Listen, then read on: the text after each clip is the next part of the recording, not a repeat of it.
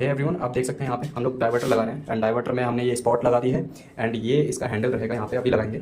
And ये इसकी plate है, प्लेट पे साफ साफ लिखा हुआ है, आप देख सकते हैं यहाँ पे कि ये हॉट वाटर है, बीच में कोल्ड वाटर एंड राइट में फ्रेश वाटर। जैसे कि हम अपनी टैप्स देते हैं उसी तरीके से ये रहेगा।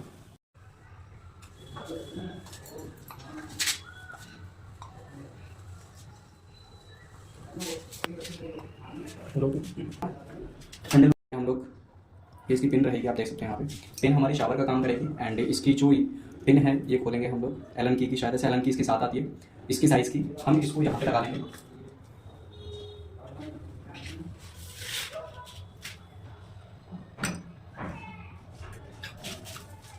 ये देख सकते हैं आप, ये खींच के हम लोग जिधर भी करना चाहें, जिधर का पानी चाहिए उधर का पानी यहाँ ले सकते हैं। ये हमारा आप देख सकते हैं ये हैंडल है, सेरा का डाइवर्टर हमने लगाया था, तो सेरा का अपर पार्ट हम लोगों ने यूज़ किया।